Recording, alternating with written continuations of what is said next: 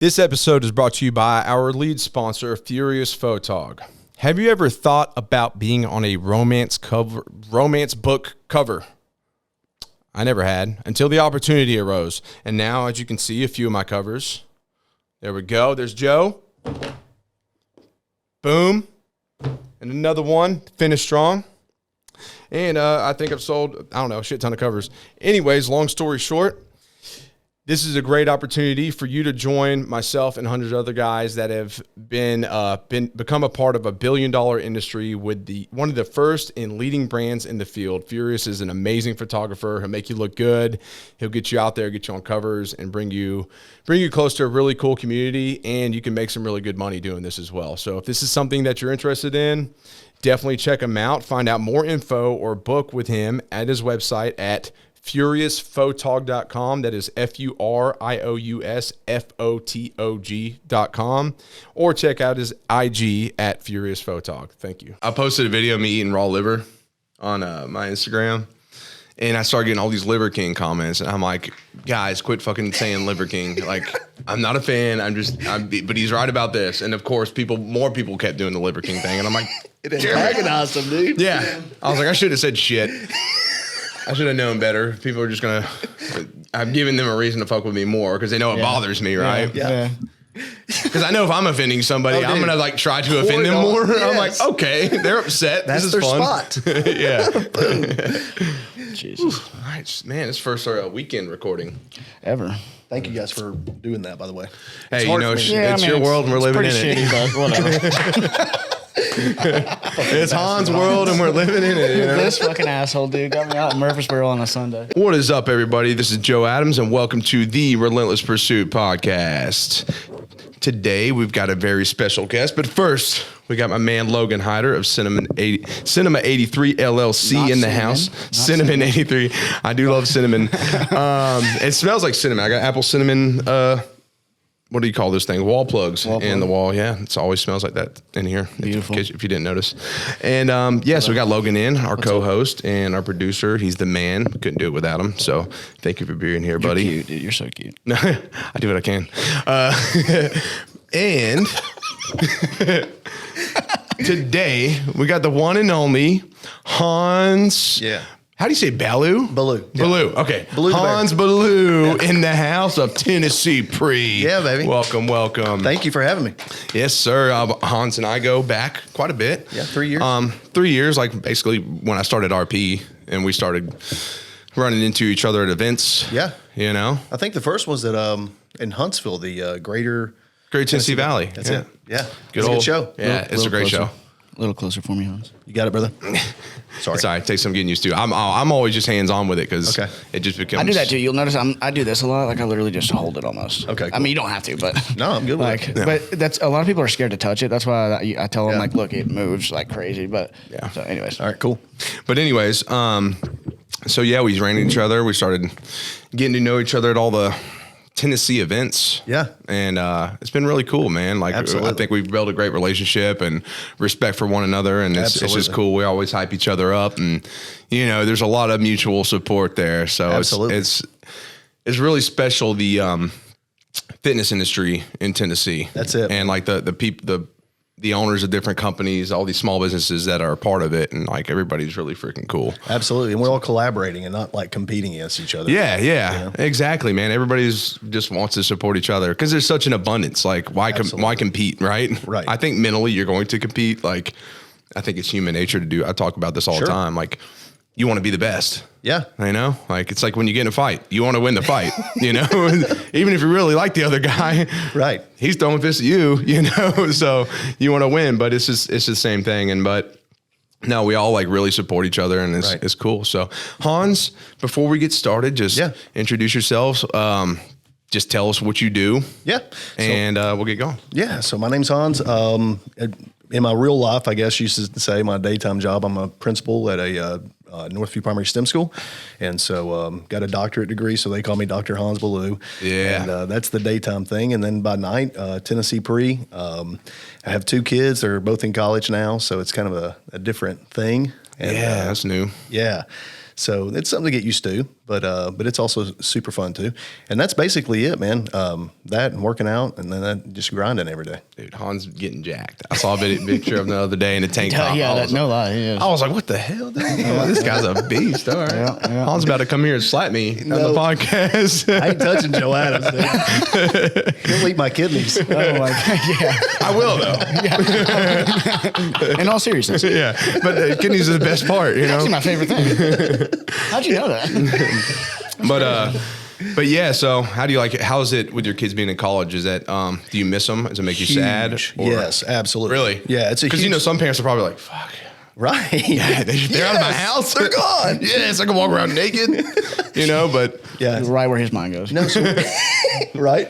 No, we got married so young, man, that it was like as soon as we had kids, which is I was 21, so we were like kicked all the friends to the curb. We're gonna be mom and dad, and we're gonna do it right. So, I mean, we literally spent all of our time working and being with our kids. So then all of a sudden that's gone. You know, yeah, like, who am I now? you dedicated yourself to you know. And I wouldn't take it back, but like then you're like, well, what do I do now? Well, I think because obviously I'm imagining at a younger age, your friends are in such a different place. Absolutely. You know, they're like still going out and doing all the things, like the things you don't really care to do once you want to become like a parent and stuff like that, right? Like they're just doing they're in a totally different phase of life. Absolutely. Yeah. You know, because like now I'm having a kid at 32, 33, and about to be 33. And, you know, but like a lot of my friends have kids or, you know, there's just everybody's in a different phase as opposed to then. So it's like, you know, they're still going to be around, I guess you could say, right? Sure, but it's just different. Definitely. Yeah. Was this fall the first time that was the case? Say it again now? Was this fall the first time that was the case, like this past semester? Yes. Yeah. So Maddie has been with us, and she goes to all the shows with us. She's actually hands out the trophy. Anytime there's something special to do for Tennessee Pre, she's the one that does it. Maddie's cool, man. Yeah, thank you, You raised dude. a good daughter. Yeah, God, she's cool as thank you shit. so much, man. Yeah, I love her. She's always just super social and like she loves it. You know, I don't know. She's just a good kid, man. She loves you, dude. I appreciate Yeah. that. You know, when we go to the shows, she's like, "Is Joe going to be there?" That's So, awesome. Heck yeah. dude. Hell yeah. But she's absolutely killing it in college right now. Nice. So it makes you proud. I mean, you still miss them. You know, it makes you Yeah. sad a little bit, but She's not still. too far away, is she? No, she's about an hour and a half, 2 hours. So like, That's not too I have loaded up several times just to go down there just to, hey, let's go to lunch. You know? Yeah, It's that's not bad at cool, all. man. My dad lives in Crossville. It's about an hour and a half, so it's not a bad drive. Yeah, you're super involved. Yeah, dude. You know? Yeah. I think that's pretty cool that you guys chose that route at a young age instead of like how most people do, which is like not that.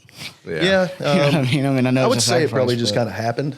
Yeah. I think it's been cool for her too. I think it's given her a leg up on people for like just being at the events and meeting people constantly. That socialization, you know, I think Yeah. it's made her, it probably makes her more comfortable and confident, you know, just around people. Absolutely. Because I think about that, you know, like I have my daughter and going to be doing a lot of events and stuff. So she's going to be like constantly around people. Yeah. Because like, you know, we want to homeschool, but you know, you want to socialize them. But I'm like, she's going to get a lot of stimulation. She's going to be around people all the freaking time. Right. So she's not going to be like, you know, hiding behind like Yeah, trees yeah. and stuff. Like, you know, she's gonna want to like talk to people, you know, anyways. What do you visualize? I don't know, like, man. Kids that don't get socialized do like they hang from trees and fucking assassinate people or something. Like, I don't know. But anyways, so Yeah. bringing it back around. Okay. Tell us a little bit about your background, my man. Yeah. You know, obviously we know you're at now. You're Dr. Hans. You got Tennessee Pre. I mean, you're crushing it, man. Thanks, I mean, I follow you, and I'm like, I think you're just such a prime example of a man, like just such a positive thank you, man. light, you know. And I think it's really cool. I've always admired you and talked you up to anybody that I've had the opportunity to do so. And so, yeah, but like, what got you there? You know, Yeah, tell us definitely. about. And by the way, dude, that means a lot coming from you, man, because we have a lot of respect for you too. I appreciate that. Yeah, my whole family. So, Hell yeah. yeah, that's a huge compliment, brother. Oh, yeah. Yeah, so I think that your beginnings really kind of set the stage for who you become later on in life. Yeah. And one thing that I'd probably be known for is a hard work ethic. You know, once I get something in my head, there's just no stopping, and that's the same thing with you. I've seen it happen. Yeah. So, there's no roadblocks that you're not gonna be able to cross, and so. But I got all of that from my mom. My dad left when I was 14 months old, and then, it was a great opportunity, man, because we got manhood thrown on us quick. Instead of having to go through years of pansyhood trying to figure out how to be a man, you just became a man. There was So, no- well, you said your dad left. yes, Okay, so you had to learn that, and that's interesting you say Yeah. that because know you know, where it's you're like, going. yeah, I've seen situations the total opposite. Like the father leaves and Exactly. the Go kids, other way. the men don't learn how, Yeah, the young yeah. boys don't learn how to be men. Yeah. You know, you get what I'm saying? Yeah. But y'all like, Well, he used that word that we talked about before with people that we've had on that talk about like stuff that has happened to them, and they talk about it being an opportunity. Like he just said that. Yeah. You know, It's an opportunity, dude. And yeah. those things happen to you to make you bigger and stronger, you know? And Yeah, so, of course. So there were three of us, me and my twin brother and my younger brother. And of course, I mean, we fought every single day. I mean, fist fought every day, and it was awesome. And that's what I admired about you, man, when you started that the bare knuckle boxing in the forest, dude. I was like, dude, that's exactly what we did. So anyway, but yeah, so he left when we were younger, and you know, you don't hold any ill will. Things happen for a reason, and so like it kind of set me up to. And then my mom, she worked 3 jobs my whole life, so me getting to watch that was killer because like she would work graveyard shift, and you know. You can't find a babysitter to work 11 p.m. to 7 a.m. Yeah. So a lot of times when she's in the factory, we're sleeping in the back of a car, and it's 3 pretty big boys. Yeah. Of course, we fought a lot and stuff like that. But then like DCS started getting called on us. We had to hang sheets up in the car, you know, to make sure that nobody saw us inside of there sleeping and stuff. So That's pretty, it's pretty intense, man. pretty intense. yeah. But anyway, I saw her work 3 jobs my entire life, dude, and never complained a bit about it. She did jobs that men didn't want to do, and just a hard work ethic. So, I admire the shit out of that because it's hard to find people. oh God, I mean, she will still work me under the table. that's a rough thing, hard thing to find these days. Yeah, I thought that, you know, people were still hard workers, man, but it's hard to find those people that are motivated and ambitious enough to really like Right. make shit happen. Like it's weird. I never really paid attention to it too much until I started like, you know, looking for trainers and this and that. And right. it's just like, man, people really don't got that drive. They don't. Like, I saw my son. We were at the Hula Bowl, so he's kind of working for Georgia Tech as a scout, and then he does some freelance stuff. So he goes on the Hula Bowl to kind of cover some of the players and stuff like that. And I see him working, man, and I'm like, son, if you will keep that work ethic up, you'll kick the teeth in of everybody else in your generation right now. yeah. Because they're all looking at their phones. You know, Yep. he's over there giving them water or talking to the scout or whatever, you know. So, Yeah.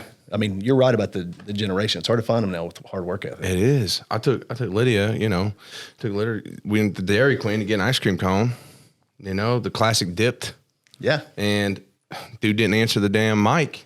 And I sat there for 5 minutes. I pulled up to the window. He's like, "What's up?" And I'm like, "I don't know." I'm sitting there in my diesel truck. You know, you heard it, like waiting for some ice cream. And he's like, "Oh, okay." And he gets the ice cream. He's like, "Have a good day." It's like 8 p.m. I'm like, man, what the hell? I looked at her. I'm like, I'm trying to be in a good mood, but that is ridiculous. Like, anyways. But he wants a pay raise, right? Yeah, So, for sure. anyways, No doubt. that's a prime example. Yeah. Yeah. So then after that, you know, my mom did get remarried, but then there were some issues and stuff. So, 12th grade year, we found ourselves in a homeless shelter, living at the House of Hope in Pigeon Forge, Tennessee. We was thankful to have it. And, you know, a lot of people are trying to figure out like what their GPA and ACT is going to be and what college they're going to go to. And we were like, dude, are we going to have a bed when we get here tonight? Or are we going to eat tonight? Yeah. You know, so like, you know, we just started working hard. Like, I mean, we had our first jobs at 13. So, Yeah. and we had wild. 2 of them. So, Nice, Yeah. dude. Hell yeah, that's crazy, man. And Yeah, man. you know, you I don't know, you just don't get that impression, like the way you hold yourself and stuff. I don't really know how to say it. Well, it's kind of odd because the way you're going through these events is like damn near cheery. Yeah. You know what I mean? You It's got like- such a positive outlook on it, Yeah. you know? Like you're saying, like some deep, like, kind of like, I mean, in 12th grade at a homeless shelter, and we were thankful to have it. It's like, God, you don't even miss a beat when it comes to that. You know what I mean? And Yeah. where do you think that came from? Well, most people be like, man, it fucking sucked. That's what I mean. That's what I mean. Like, At that age, right. at you that know, age, but where you're did- like, oh, where did you have that, like wisdom and gratitude in that way at that age? well, that's what it is, man. It's all focused on gratitude. Dalai Lama said that. Time Magazine interviewed him. He said, "You're the happiest man on the planet. What's the key to happiness?" And he said, "Gratitude." Yeah. And I took that like maybe 15 years ago when I read that, and I said, "You know what? I'm going to find ways to be grateful for everything. Yeah. There's an opportunity everywhere." It's all here. It you know, is. like because I got bringing it back that freaking book, you know, the 4 Agreements. But it's all about like it's all about in your mind. Like, you know, what is it. true freedom? People are like, I need to fight for freedom, and we got communists coming in and doing this and that. And it's like, dude, your freedom's here. Right. Like if you can free your mind, you're truly free. That you is know, it's deep, just like dude. children, because children don't understand politics or freaking governments or anything like that. Right. Children just have their imagination. Like children are actually free until, of course, they are raising the world and they're taught this and that. And Right. it's like that freedom's taken away because they're like, oh man, you get what I'm saying? They build like this construct. And, but that's the thing is like, When you break from that construct. Yeah. And then all of a sudden those things don't bother me at all because I don't give a crap about those things. Yep. People live in such like tough places, man. I remember being in Southeast Asia and, I'm out there backpacking. Wow. And, I remember just going to all these countries and I just see people like just with nothing, like in Thailand or Vietnam or whatever. And they just happy as shit. Right. The happiest people on the planet have nothing. But the truth is, man, you can make a hell of heaven or a heaven of hell. Ooh, that's good. I need that on a wall somewhere. That's awesome. Yeah, dude. I mean, it's a fact. Like, and I was just talking about this with a guy the other day. It's all like how you look at it. Absolutely. I mean, it's that simple. Yeah. So people with such less and that third world conditions literally make a heaven of hell. That's it. But you got people here that have it all that do the exact opposite, so It's crazy. It's crazy. But I started a couple of years ago doing I encourage people that, I don't know, I talk about it a lot, but like a couple of my friends have seen it. Like, what is that? But I do a gratitude list every day. That's awesome. For the last couple of years, I try to do, like at the top of the thing, it just says, who or what are you, appreciative for or grateful for today, big or small? So sometimes it'll be like the weather, or sometimes it'll be like, how well the podcast has been doing, or sometimes it'll be, Right. But every day, and I try to make it different every day too, so you're not just writing the same things every day. Absolutely. But yeah, I think that it really helps because of everything that we're talking about. You find what you're looking for, and if you're kind of in that habit of writing down things you're grateful for, you're kind of also training yourself to look for things to be grateful for. And then what's crazy out of that, and it's like you said, it's perspective. yeah, And when you have that perspective, it's funny how the universe finds good things to bring to you. exactly. When you're grateful for them. Exactly. And when you're not grateful for them, the universe finds a way to bring you a shitstorm. yeah. That's true. Such an easy concept, Yeah. but like it's so hard for people to grasp. Absolutely. Interesting.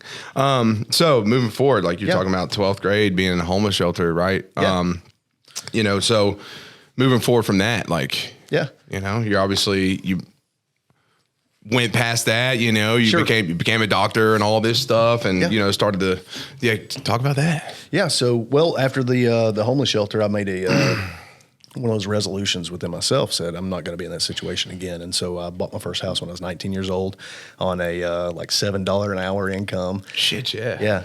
Had my brothers move in with me, and we just, threw down. We probably weren't very responsible, but still we had a house. Yeah. Yeah. And you bought it, dude. That's Yeah. sweet. That is sick. How did you do that? We just went in and applied for the loan, and I didn't take no. So we just kept going until we found it. I said, I'm not going to rent anymore. I'm going to do something. So it was pretty cool at 19 to do that. But then we just kept going to college. And then, Was this in Pigeon Forge? no, this was in Cleveland, Tennessee. Okay. I went down to go to college there, and that's where I met my wife. And I got asked to leave my first year of college. So I was goofing off and doing a bunch of, we were hellions. And, so I got asked to leave. And then I remember my mom said to me, and it just fired me up. And she said, that's okay. College isn't for everybody. Like, I wasn't good enough. So I was like, okay, I'll go get every damn degree that they have in college, and I'll prove you wrong. So that's what I did. I got a terminal degree. You can't get anything higher than that. So got me fired up. Yeah, I mean, comments like that will. I'll never forget my high school principal told me, he was like, you're not going to do well in school, He told me, because I was a C student, I was just like, high school, I was just focused on sports and girls, football and chicks pretty much. That was like all I cared about. I was like, but I feel like that's pretty average, honestly, like just a kind of a jock mentality, right? But so I didn't really put too much emphasis on grades, and I always had a hard time focusing, and now I understand why. But that being said, he said that, and I was just like, and of course I went to college, and I left, and then I went to college, another school, and I got hooked on drugs, and he was definitely right there for a little bit, but when I got out of the military, I remembered that, and it was just one of those things. I'm like, watch, I got my degree. Yeah, it's not like the most important thing in the world, but it was a goal. No, I accomplished it. You know what I'm saying? And look at you now. Yeah, look at you now. Where's that principal at? Yeah, where you at?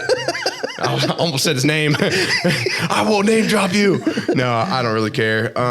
Yeah, but it's kind of sad that somebody in that position 100% did not speak life to you, because that's their 100%. job. Yeah, exactly. 100%. Yeah, that's what I was just sitting over here just thinking, like, you hear stories like that, kind of too frequently.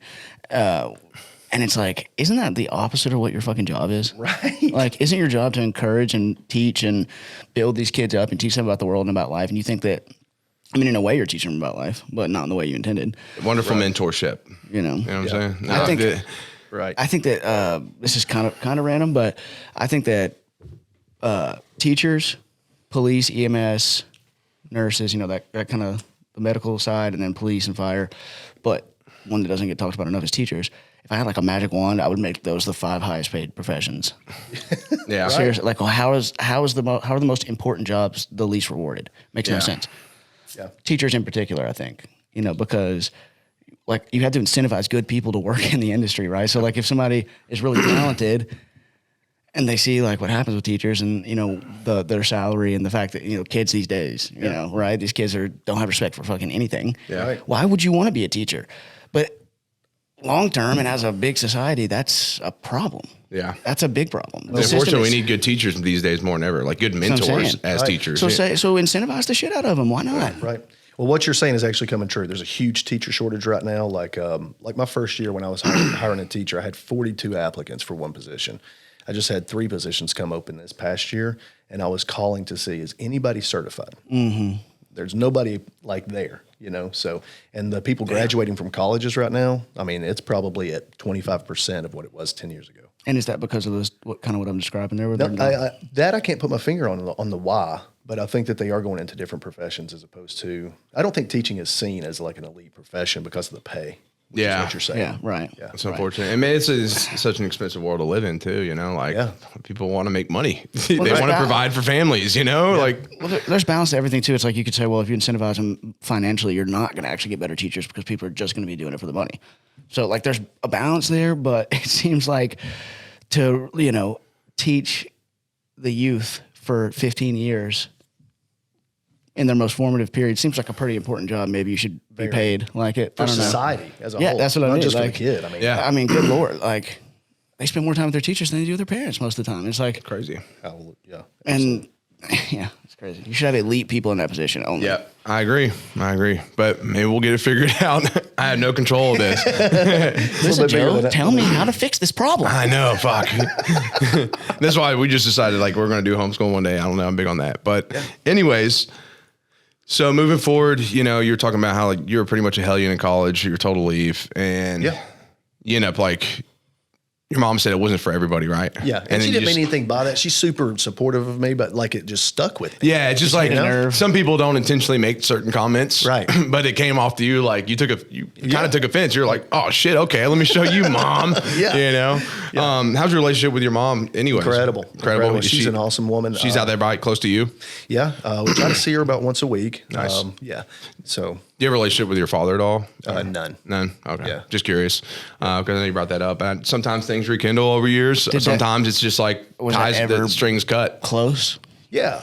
There were some times that we did try, like it was on my part. I was trying to connect with him.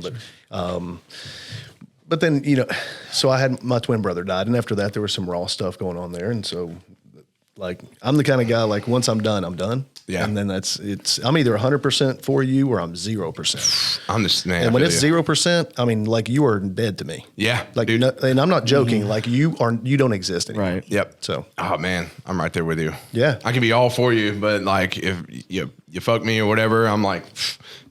Yep. So whenever I'll light that string on fire. Like, all right, this is burning. Yep. But whenever that situation with your brother happened, you said that was kind of the final straw with your dad. Is that what you're saying? Yeah. Gotcha. Yeah. Gotcha.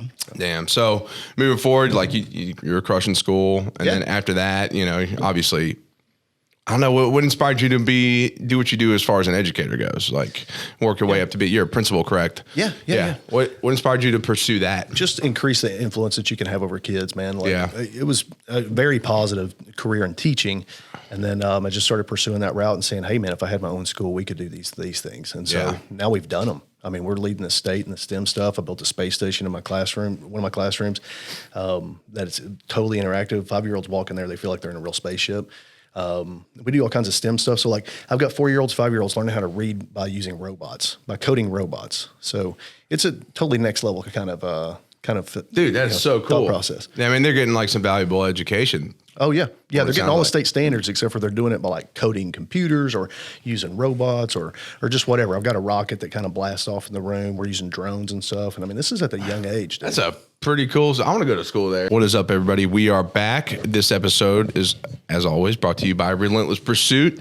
Check us out at relentlesspursuitlifestyle.com and also on Instagram at relentless_pursuit and at relentless pursuit_HQ for all the headquarters stuff. Please keep checking out the Relentless Pursuit podcast on all platforms. Like, share, subscribe, review. There's something I'm missing. If you're interested in sponsoring, There it is. check us out. We definitely would love to, this podcast is growing like crazy and we would love to get your business out there.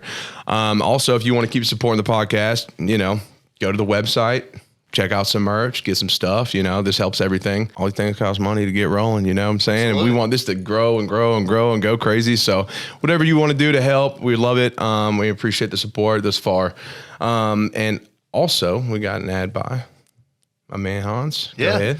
So, hey, guys, this is Dr. Hans Ballew with Tennessee Pre, and we make a lot of pre-workout and some other supplements as well. We have an all-in-one supplement, Tennessee Pre. It's got creatine, hydrochloride, BCAAs, and glutamine all in one. We also have a stem-free, which is Tennessee 1796, and so that's got no caffeine. So if you're a late-night worker or you just want to add an extra pump and get filthy in the gym, that's your go-to. And then we got a couple other products too. You can find them on TennesseePre.com or you can go to Instagram at Tennessee_Pre. Nice. It's good stuff, guys. I'll go ahead and tell you that. It's it's very clean. Yeah. You know what I'm saying? I'm thinking yourself like it's very clean. And I don't know what it is with yours, because I didn't use pre-workout for a long time, but it doesn't clump up and stuff. It's just good shit. Thanks, man. Yeah. So check them out. Support some Tennessee stuff. This episode is brought to you by Elite Medical Aesthetics. Elite Medical Aesthetics has a primary focus on men's health, such as hormone replacement, performance optimization, and stuff like that. Sean offers services such as rejuvenation and PRP, which I've gotten. It's something where they spin the blood up and they re-inject it back into you. Long story short, it speeds up recovery in specific areas. It's helped my knee a ton and helped my recovery. Some other services he offers is Botox, laser hair removal, and scar treatment. And I do want to mention that soon he will be offering stem cell injections, which is awesome and something I want to be able to do one of these days with all my injuries. That being said, you can find more of a full range of services on the website, and that will be at eliteaestheticstn.com. Or check them out and on IG at Elite Aesthetics TN. Thank you. Also, if you saw on Facebook about owning a small business, that thing Tyler shared, I shared it too yesterday, but it's pretty, someone made a post about it and just like everything that goes along with it, like just, the stress and like some days you just get depressed because you're like worried about this. And if, if they made their business support me. Yeah. And like talks about how people, you lose relationships because people demand your time or they don't quite understand, or they, you get people that are family and friends that want discounts and, and like if you've made it past 5 years, like the person's probably pretty fucking overwhelmed because it takes so much to get there. And just like, and it was all the shit that was hitting me. I was like, this is real. And it was basically just saying like support small businesses, like keep people like that around, do everything you can to like show them some love. Cause it's not easy, it's not for the faint of heart. That's for sure. Absolutely. I heard somebody say the other day on like one of those like big, whatever, if you're not prepared to make zero money for 5 years, don't even start. Yeah. Mm-hmm. And then if you're upwards of that, then boom, you're golden. Yeah. Yeah, so, exactly. And encouraged. I was talking to a guy the other day and he said, one thing is like, he's always been like a tugboat. He's like very much like I am. And this term for like tugboat was basically like, you're always trying to get people to like really see things how you do, and understand your mindset. And it's like, but it's such a hard thing to do. Cause he does like seminars and he's huge in real estate. And you're talking about Brian, right? No, another guy. The guy you met the other day. He said Brian said that too on the podcast. Oh, did he? Yeah, he was talking about being a lighthouse instead of a tugboat. Yeah, okay. So I forgot about that. So I just had that same conversation with Chad. Gotcha. But Chad and Brian are also like very close. Yeah. So no wonder. Yeah. So I think he described, I love the way they described it. Like when you were talking about with the tugboat, where it's like, you're like trying to forcibly pull people with you versus just being a lighthouse, being like, look, if you want to come, it's right here. Here's the light. Like, but I'm not going to make you. Cause he does like public speaking events where they talk to people and about like, you can make this kind of money and like, you can quit your job, you can do all this stuff. But he said, you can't just like force people to think that way. Like, and they're where they're just going to do it, and anyways, I thought it was just pretty important analogy because I was like, man, I just need to focus on stop trying to like pull people and just be the light. That's the goal anyways. So then the right people find you. What's that? The right people find you. Exactly. When they're looking for that light. Yep. Yeah, exactly. Because if you're busy just pulling like one person at a time, you're like, you know, that's not easy to do. Well, it's like we were talking about too. Like if somebody's drowning, right? And you like try to jump in and save them, like they have to calm down, right? But like like the tugboat thing, it's like some people don't. They're just freaking out. You're trying so hard to save them, you're gonna drown yourself. Yeah. You know what I mean? So what we were talking about before the break that I wanted to get into is kind of explain to me, like I'm 5, what the STEM system is. Like how is that different from a normal school? You know, just Definitely. that whole thing. Yeah. So science, technology, engineering, and math is where we start off with STEM. We also add in arts and everything else, but it's basically where you kind of combine things to create. You take abstract concepts that may be procured by the state, saying, "Hey, these are the standards you need to cover," but they're kind of abstract to students. But then we make them concrete by adding hands-on applications. And so if you don't do, you ever met anybody that can't read, but they can tear an engine apart and build it back together? Mm-hmm. Of course. That's genius. I mean, that is genius, and we discount that. And so what we do is we just, how do we provide a concrete application to abstract concepts so that then it becomes solidified within your mind? Because what you fire is what you wire, right? Yeah. So your brain synapses they're gonna fire. The more times we fire that, just like Henry David Thoreau said, a path is not made by walking it once. It's made by walking it several times. And in the same way, we do that with brain studies. So if we can get them to fire those synapses and then do something with their hands, they see it, they read it, et cetera. So not a lot of worksheets in my school, but man, I've got some hard-working teachers. I love that, you know, and it's very similar to like the whole like people that are good at testing versus people that are just good at the freaking job, you know? Like I've always had an issue with that because I've always been good at applying myself and learning by, you know, on the job training or whatever, like even in the military, but like I suck at testing. Yeah. You know, it's like I get a piece of paper and I get anxious and my mind goes blank. Right. You know, and it sucks because I think there's a lot of people that relate to that. They're really skilled and very intelligent, but they suck at that aspect. But every school or anything is like, well, this is how we're going to do it. And it's like, you're expecting the same thing from everybody and we're all engineered differently. Exactly. Like what the fuck? And so it's cool because y'all apply something that is so unique and that is so like, I think it's awesome, dude. That's bad. I didn't know it was like that. So it's what cool kind of, shit. when do you ever use an A, B, C, D in real life? Never. There's never options. Right. Never. You create the own options and then you pick one. Yeah. Right. And so that's what we really try to teach. We teach them how to think, not what to think. Oh yeah. And this is a typical Super like cool. K through. We're pre-K through 3rd grade. Gotcha. But we're attracting some other schools to kind of jump in there with us too.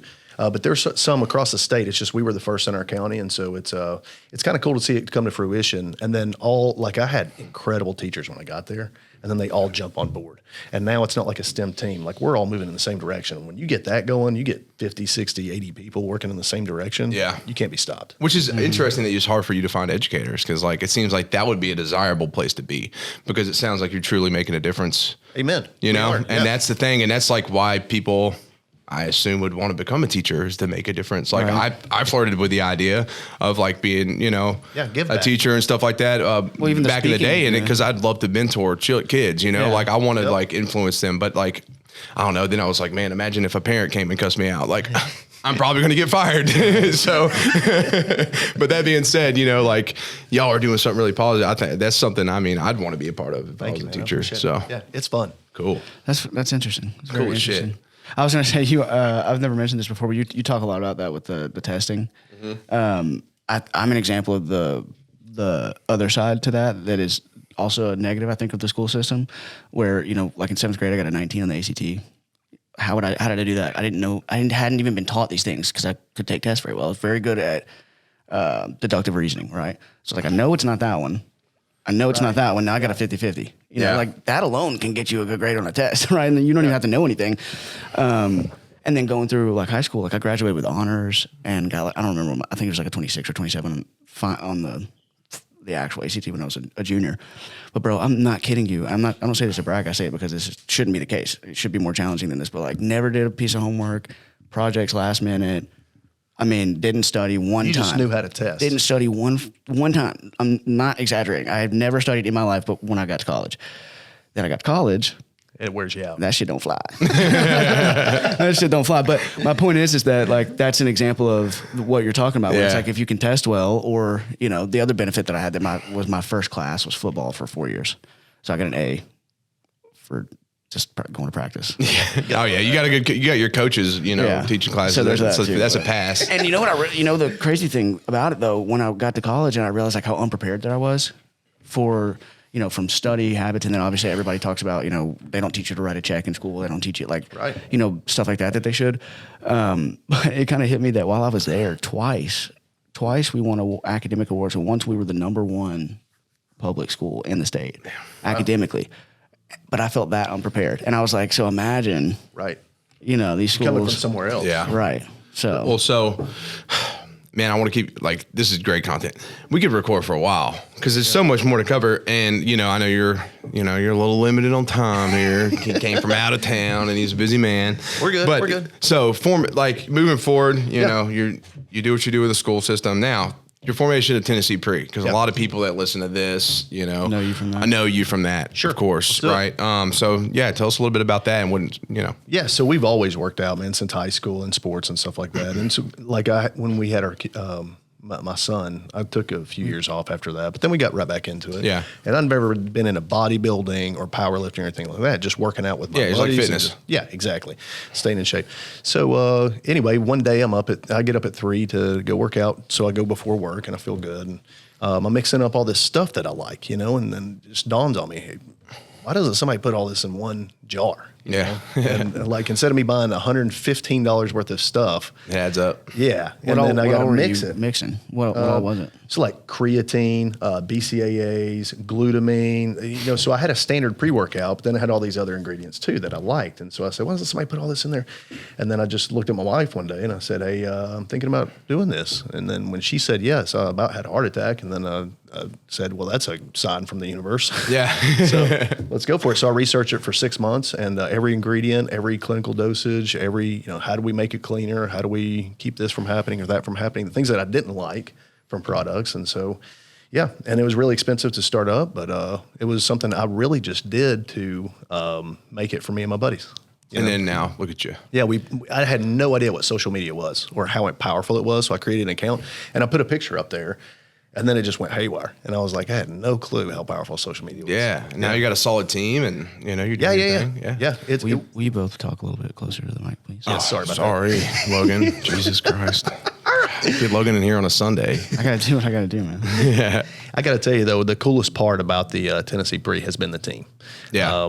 Just solid people. And it's so funny to me. Like, when you normally meet big bodybuilders, like, you think they're going to be a dick, Yeah. But then you're like, they walk up to you and say, hey, Dr. Ballew, how are you? And then just shake your hand and just so humble. It's amazing how many good people are in bodybuilding. So you get those guys together and then they start encouraging each other, man, and it becomes like a real family. And like we're celebrating each other's birthdays, because your team's huge too, man.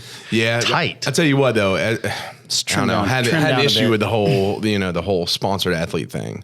Oh, yeah. I think I found a lot of value in the people that are just like the ambassador people that are just like a part of the team because they want to be. Right. They don't have expectations and they don't get free shit. Like, they get a discount, everything, but they're just a part. They want to come to the photo shoots. They want to take boxes of apparel to their gym and sell it, and like shit like that. And I'm like, man. And so we've organically a really tight group has come together. Absolutely. So we get together and I did like a little holiday get together here, and we all did a potluck and stuff. So are you talking about your team of employees with Tennessee Pre? Are you talking about people who support and sponsor it and that kind of stuff? More like the athletes and the brand ambassadors. But I'm with Joe. Like, sponsored athletes have almost zero ROI. I was about to, if not negative. That's why I was about to bring it up, because everybody that we've had on here shares that it's not really worth it. I think it's more negative because you put more into them and you're like, it's going to pay me back. But then you realize over time they do minimal, and I hate to say it, but it just gets less and less. And it's like, well, come on, man, I'm still doing the same shit I was doing since day one. Right. And in their mind, I think because they had that status over maybe the ambassadors, it's like, well, I don't know, Yeah, you got to all be in this together. I'm here for you, and you're not here for me. And so, but over time, a lot of people just take advantage. And it's human. It happens all over the industry. But you know who's gold? Soccer moms, because they get 10 other friends of theirs that buy it. Because they're a walking testimony everywhere they go. Yeah, and those guys are the kind of people that really like you're talking about, they go to everything. Yeah, over time you find the right people. You know, you got to cut some out. It sucks. Sure. You know, and you lose some friends and whatnot, but like it forces you to create more gratitude for the ones that are actually there and recognize them more. You're like, holy shit, I haven't paid attention to this person as much, but they're always fucking about it. Right. You know, I mean, this person posts a picture every single day. Every day. And like, And they I don't tell even ask them everybody. to. Yeah. And I love it. Yeah, there's one guy for your team, man, Brian Hanaway. Brian Hanaway, yeah. Dude, he literally posts every day. Every single day. I love Brian. Brian's so solid. He just loves being a part of the team, man. He's awesome, man. He'll come out, like, he lives hour and a half or so away, and he'll be sure to show up for a photo shoot or, come to events like, hey, I can be at this one, I'll tag along or, wow. I love people like that, man. Does that make you so humbled though? That, hey man, these guys believe in this thing as much as I do. Yeah. And it's the people that like, honestly they don't, like I said, they don't get free shit. They just really believe in it and they like being a part of it. And to me, that's cool. Like that's the kind of people you want. Because they add value to it too. They add value to it as well. And they just give a shit. And so, I love it. And, it's been cool. It's been a journey for sure, learning the whole athlete thing, but it's been, I got some fucking killer people around me for sure. We talked a lot about people have a misguided perception about like having a podcast or building brand awareness or whatever. It's really, if you just do like some simple math, a small but loyal audience is just as, if not more, fruitful. Absolutely. Having like an empty big audience. Hey, an old friend of mine said, an old friend of mine said before, because when I first started, I was looking at this marketing thing to just really get the following up like crazy. Yeah. And he's like, Joe, he said, do you want like thousands of followers that buy one Atom, or do you want 100 people that buy $1,000 a year, worth of merch or whatever? Like, he said, focus on that organic growth. And like recently I've had a couple people say, oh, you need to like, my thing is I don't want to become a trendy brand. Like I want it to stay organic. And yes, it takes a lot more time, but when you get to where you want to be and surpass that organic growth is those people are there. Yeah. Everybody that supports it is there. And they've been there since day one. They're not just coming in like, oh, this is cool. Let me get a shirt. Okay. I'll go to the next brand. Yeah. Like the people that are part of what you do are always there. It means a lot. Yeah. It's cool as shit. So I'm big on the organic thing. Yes, it's much more work. Yeah. But man, you get the real ones. Well, and again, it's like people don't think about the math of it. If you have 100 people buy a $10 item, that's good money. It's only 100 people. Yeah. That did it. You know what I mean? You didn't need 10,000 people to do it. If you can get some, people that purchase, or again, it's not necessarily about the money, but people in their mind, they think, well, I'm gonna grow this big audience that's gonna make all this money. It's like, you don't have to do that. Yeah. Focus on being yourself, growing an audience that actually trusts and believes in you, and then anything you do, they'll support. Yep. Right. Exactly. So that's your formation with Tennessee Pre, and obviously you're doing well. You're crushing it. You're at events. Thanks, like man. At the same, everything with the brand seems to be going well. Like you're on a steady track with it all. Going good. Cool. The prices for raw ingredients have stabilized, and so we're starting to get a little bit better on our pricing now. So for a while, everything went through the roof, and we didn't raise our prices, so we just took the hit. Just don't put eggs in it. Dang, dude. How are we supposed to grow right now, man? I know, right? Hey, luckily, Lydia's mom has chickens, so we get free eggs all the time. Like an egg shortage or something? Huh? Is there an egg shortage or something? Oh, my gosh, dude, the price of eggs are crazy. Yeah. I used to buy like the 12-pack for 79 cents. Now they're $4. Jesus. In some places, they're $6. Insane. It's crazy. Chicken's up, too. So you started Tennessee Pre. Are you a Tennessee fan? Hell yeah. So that's where I'm assuming. Go Dogs. Yeah. I don't know. Is that the Tennessee, right? Very wrong. The Hound Dogs? Well, technically, he is being serious. Are you a Georgia fan? No, he doesn't know anything about anything. Oh, okay. That's about sports. So, no, really the Tennessee Not Pre. about anything. You know stuff about stuff. I'm definitely a Tennessee fan, but the Tennessee thing, like, I didn't want it to be like Hans Ballew because I'm a nobody. Like, I wanted it to be about things that people can buy into. And so if you're from Tennessee, there's nothing there that says you can't buy into that. You know what I mean? Yeah. So I just didn't want it to be about me. I wanted it to be about them. I want it to be seen as, dude, I'm the guy on the sideline cheering you on. Yeah. Not you're cheering me on. Yeah. So interesting. I think the branding and the name and the packaging and the names of the products, I think it's all very good. I think it's pretty very cool. Well done. Yeah. All right, I got to tell you this story because this is a Maddie story, and Maddie's my favorite person on the planet. So, so we're in Europe and we're traveling around. Maddie's my daughter. Yeah. Yeah. Sorry about that. Okay. Matt, we're in Europe and we're traveling around all these different countries. And of course, I'm a talker, so I want to know your story. What do you do? Everywhere we go on a train or on a bus or whatever. And so everywhere we go in Europe, dude, they have no idea like where Tennessee is at or what Tennessee is or anything like that. And so I'm like, like Dollywood, Nashville, like Elvis, and they like no Country clue. music. Yeah, that's what I said. And then it was like it was a miracle about how this happened because every time, like after a few of those guesses, every one of their eyes would light up and go, Jack Daniels. I knew it. Yes. So, everybody for knows. Jack Daniels, you can get like pretty much everywhere in the world. Like it's like one of the most widely available liquors everywhere. So that's how everybody knows Tennessee. Yeah, Really? Yeah. Interesting. That's the only things that they knew about in Tennessee and in Europe about Tennessee was Jack Daniels. Isn't your? It's kind of a cool thing to be known your for. Your design is similar, isn't it? It is. So Yeah. I had no idea about business. So because I'm a principal, so I went to my label guy at the lab because the lab I started with was all in one. They could do everything for me. Yeah. And so I started talking to the guys, and I was like, "Yep, I want a Jack Daniels label. Just mix it up." And they're like, "That's illegal." A big no on that one, brother. Yeah, we're not putting ourselves in liability for you. So I was like, okay. So then I researched 1860s Civil War era whiskey bottles, and I got 3 of them, and then we just kind of meshed the. Very nice. Sweet. That's awesome. So there's a workaround, and it looks very similar. So It does, but yeah. you're not. But it's not Breaking it. the I mean, law. in general, you should just as long as you change it a little bit, it shouldn't be illegal. But Right. Yeah. I mean, okay, my Waffle House. yeah, see, I didn't understand that. I'm trying to get a Waffle House sponsor. I didn't understand that at all. And then whenever I went to the Fit Expo, Barbell Voodoo was there, and I've never really seen their stuff. And they all these different shirts that were like that, but way more direct than that. Like they're just like it's just Bob Ross. It's just like The Simpsons. Like it's just Complete right there. rip-off. Yeah. And I just asked Royal straight up. I was like, "How do you guys get away with this?" And he was like, "Till they tell us to Stop doing it. stop doing it, we sell it." Yeah. He said, "I've gotten one ever." Nice. I bought a Golden Girls shirt off of them that had them jacked up for my daughter. That's pretty surprising. Oh to yeah, hear he that. said that's like one of his best like sellers. I would have figured Golden he would Girls. have been fucking hit with those left and right. I mean, know. again, they're shameless like about Well, it. It's just The Simpsons. It's fucking, Some of those it's like- companies have people. That's what they do for a living. right? Is find I can't guys like believe. that. I Yeah. can't believe that. But Hey, Well, he's wrong. you didn't with hear it. from Go you didn't hear Roy. from me, you bastards. So, this episode is brought to you by the Music City Fit Expo. This is the largest fitness expo in the South, all held within 70,000 square feet at the Nashville Fairgrounds. There will be more than 150 fitness vendors ranging from apparel, gyms, supplements, and more.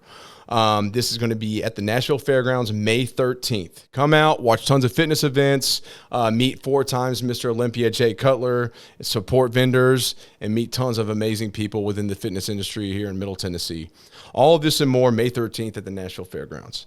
For more information, get your tickets and head over to musiccityfitexpo.com or find these guys on Instagram at Music City Fit Expo. Thank you. All right. Moving forward, like you Yeah. said something about family culture, ambassador encouragement. Like, Yeah, man. what's is that? Are you talking about as far as the brand goes? Yeah, Like brand your team? ambassadors. Okay, yeah. The athletes and how they just support each other, man. I go on there and I see them like commenting on each other's posts and just encouraging. And then you see people go from like Courtney Bice. First year we started up, she was actually going to be marketing. She wasn't going to be an athlete. And then we go to a show and we're in Chattanooga and I look over at her and then I see the people up on stage and she's just got this big smile, eyes real big. And I said, "You just got bit, didn't you?" And she goes, "Yeah." I was like, "You going to compete next year?" And then she went and she won. And then the next year she went and won first place. And then she just killed it in Florida just now. Yeah. So just seeing that kind of thing, man, it fires you up. Yeah, it takes those moments just to like make it click. Like, I want to do this, you know? Yeah. Yeah, that's fucking cool. Yeah. So yeah. So obviously a lot going on. You know, you got your career, which is pretty demanding, I assume. Absolutely. Earlier but he you was got- like, "I'm a principal. Also, I do this business on the side." And that's pretty much it. I'm thinking, well, That's a it. lot. That's kind of a lot. You know, family, you know, you got your wife, obviously kids in college. Yeah. So that being said, like, I guess, how do you balance all that? Yeah. And how do you like keep from losing yourself within the whole process of everything I got going on? Yeah, You know, and- because you got to take obviously special attention for you. Absolutely. You know, and because a lot of people lose that in entrepreneurship. They're so focused on the business that they lose the things that are extremely important that help Absolutely. them grow. Yeah. I think balance is the hardest part. And so, and I know that you know this too, man, especially with your new family coming up, man. Like you have got to show it. Like if you fail to give attention and take care of the things that you have, then you quickly lose those things, or at least the connection to those things. So Yep. I think it's very important to invest not only in your relationships, but other things that you care about. So Yeah. getting out in nature is my number one. But we have got to take time. And that was my hardest thing to do because I just like full steam. And you live in like the place of nature. Yeah. You live in East Tennessee, man. Yeah, Like yeah. Middle Tennessee's great. I love Middle Tennessee. Yeah. But I do envy Middle East Tennessee a little bit just because you got, you know, We you can got drive bigger up the road and mountains. be in the mountains. Yeah. Yeah, Like it's it's pretty. Very sweet. pretty. God, Yeah. it's so beautiful out The there. drive to Knoxville is amazing from Nashville to Knoxville. yeah. It's Yeah. beautiful. But it's the oxygen, man. It's the fresh air. It's the sunlight on your skin. There's a lot of like health benefits that come out of there that I think that we neglect by staying inside of boxes of recycled air all the time. Yeah. Well, that's why I don't like cities. Cities are the opposite of nature. Absolutely. You know, and that's why like they ultimately over time end up imploding. You know, Right. cities It's end not up a natural way cities for people don't to like live. last. You know, like as far as thriving culture goes. So you see a city growing, and it's like that's great and all, but there's a Yeah. cap on that. Yeah. Yeah. You know, and I hate to say it, and that's why like nature's big. And I think a big my buddy, somebody and I were talking about, you know, how like religion and stuff a lot of times contributes to that. Like there's a lot of mainstream religion that like doesn't put an emphasis on nature as much, you know, and I think it's one thing that's big for me with like paganism is like there isn't a massive influence of like nature and like connecting with nature Absolutely. because they're all part of God and everything. Yeah. And, you know, that's why me and my guys, when we get together in the woods because you're in nature, you're with Yeah. it. And to me, that's like the most refreshing, beautiful Absolutely. thing. I love nature. Yes. Yeah, man. And I feel the closest to God when I'm in nature. I'm on the water canoeing or like hike my hunt and see the tallest point in Tennessee, you know, that kind of stuff. You feel a spiritual connection. Yeah. I go to the city to like go to eat, you know, that's about it. Yeah, But yeah, I'd much rather go out that way. And the Cumberland State State Park or whatever, like you go towards, there's a town called Grootley Logger. Okay. I didn't know. That's interesting. Awesome. It's like Savage Gulf State Park is right there, but it's like it's part of the Cumberland Plateau, whatever. And it's called Grootley Logger. I guess it was originally like a Swedish town, but then over time they were like, "Oh, there's nothing out here," so like they moved out. But that's what it's called, and it's only like an hour and a half from here. And my buddy's out there camping right now, but it's beautiful out there. I'll give you some details, but want 'em. like, yeah. What's that? I want them. You We know do that- that stuff all the time. Oh yeah, you'll love it. There's actually a plateau that's like you walk a half a mile through the woods. It's just like a straight shot, and there's a plateau, and there's like 5 campsites, but you can rent every campsite there for a night for like $70. So you can have the whole plateau to yourself, and there's like a view into like this valley and stuff. Like, man, I'm telling you, it's my favorite spot. I'm going to get some information from you. on Yeah, that, I'll dude. get you info. At that park, by the way, you know that big cobblestone bridge? Yeah. My great grandfather helped build that. No way. And Is he part of the CCC? it was part of the New Deal. Oh, okay. So back he's part of in- the conservative core. It must have been, yeah. Oh, that's I know that it was whenever they did the New Deal was big thing with the New Deal was building shit. That was like one of Yeah. the big ways they were going to employ people, and so he was a part of that and helped. Yeah. build So that he was bridge. part of the CCC then. Yeah, must That's have been. killer, dude. That was pretty cool. Yeah. Hell yeah. So do you want to emphasize a little bit more on how you balance all that? You know, Yeah. because you said nature is a big thing for you. Absolutely, and I think just having that in your mind too, because like I went through a leadership training that focused on Stephen Covey's 7 Habits of Highly Effective People. Yeah. And one of the ones really got me, like convicted me. The other ones I think I was okay. Begin with the end in mind and then work backwards. Like all that kind of stuff's cool, and I did that already. But the sharpen the saw part. That's what got me. And he was basically saying, like, you've got to sharpen your saw in order to cut down. Like Abraham Lincoln once said, if I've got 9 hours to it's something like this. If I got 9 hours to chop down, I'm going to spend 6 hours sharpening my axe. Yeah.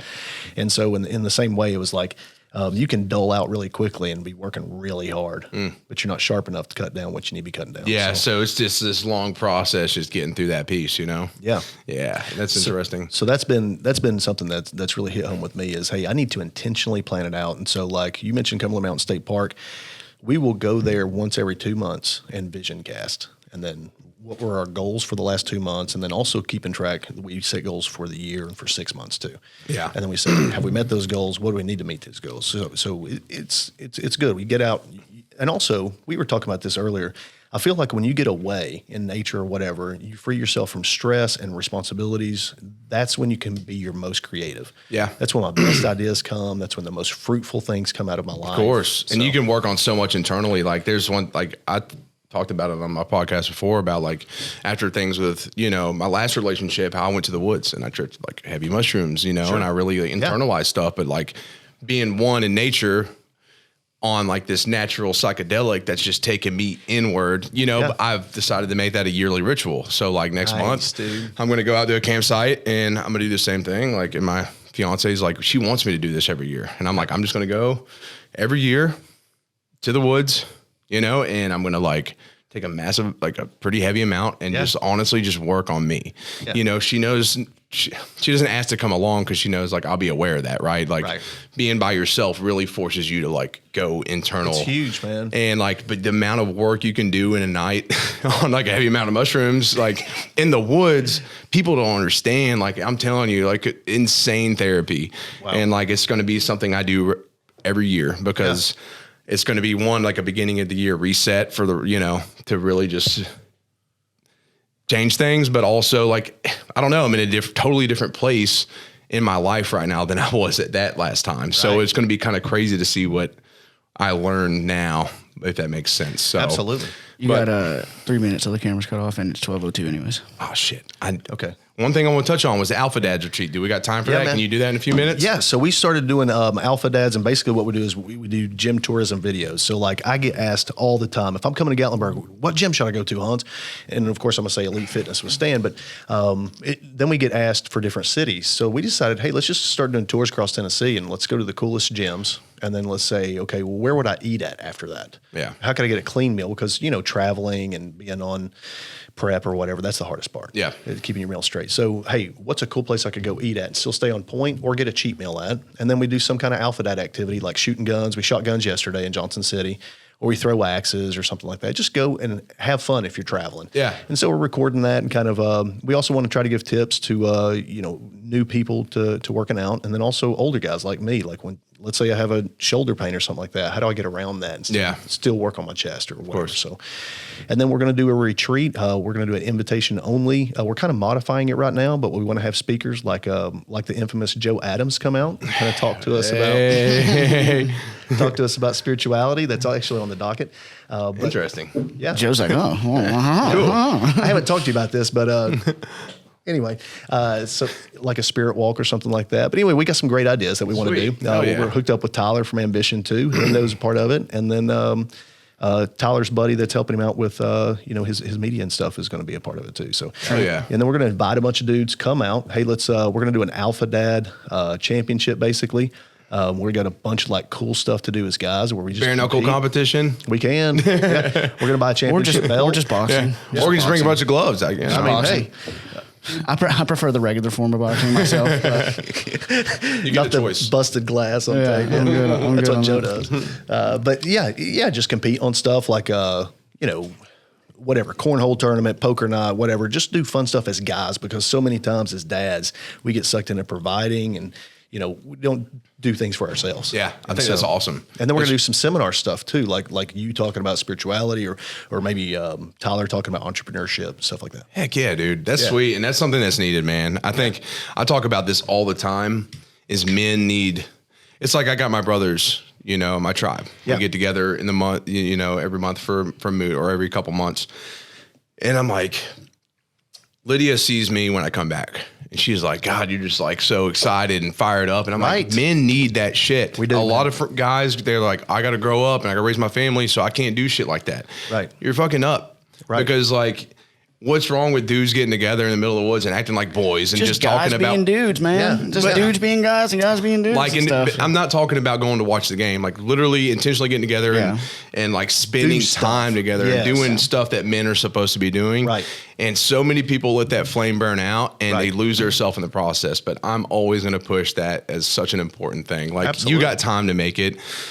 Your woman needs to respect it, just like you'd respect her. And that's it, dude. you know, she had a woman's group she was going to. Like, I'd want that for like my significant other. Like, you got to support those things because like it's so important. Well, so I when think we were kids, man, everything was a competition. If we're canoeing, we're going to race. Yeah. You know, so why do we stop doing that as guys? Exactly. Because that's toxic masculinity. That's horseshit. Good. Absolutely. But men, it's said all the time, you know, men are on an island. And so once we connect our islands together, man, that's when, you know, productivity comes out. And then was it Henry David Thoreau or Ralph Waldo Emerson? He said that men live lives of quiet desperation. Yep. And I think a lot of times it's because we find ourselves on that island. We never want to get off. Yeah. So when we start connecting and then we share and say, hey, man, this kind of stuff kind of bothers me. Well, that bothers me too. What are we going to do about it? Yeah. Yeah. They need to get together, do men's shit, like be vulnerable, share their like feelings. Like I'm telling you, it's so important. So yeah, we'll talk more and on box that. too. Yeah, and box, all of it. I mean, but all of it, like I just think like, I don't know, that tribalism mindset. I think it's extremely important. We talked about that in Brett's episode that we just put out, where I was basically saying to Brett, like, what would you say to people who have like a negative view of tribalism? Yeah. I think at least the age that I'm at growing up, the toxic masculinity, all that bullshit kind of started when I was like 12, 13 years old. Oh, God. So I've really grown up with it. Yeah. And like I've maybe through that, I guess, like that has a negative connotation even to me. So I'm like, not that I understand that that's not accurate, but I have just heard, you just hear someone, you shouldn't be that way. You shouldn't be nationalistic. You shouldn't be tribalistic. You shouldn't be all this stuff. So I asked him, I was like, so what would you like say to that? And he basically said, fuck them. Well, yeah, because at the end of the day, I mean, one thing we do have like with our group, it's pretty unique because, we all had the same belief system and like, it's very like the interest and like the beliefs and all that is very honed in. Yeah. So like if people have a negative connotation towards it, like really screw them. Like it's not for you. It's like we earned the right to be a part of this. And like we made an oath together. It's not for everybody else. And that's fine.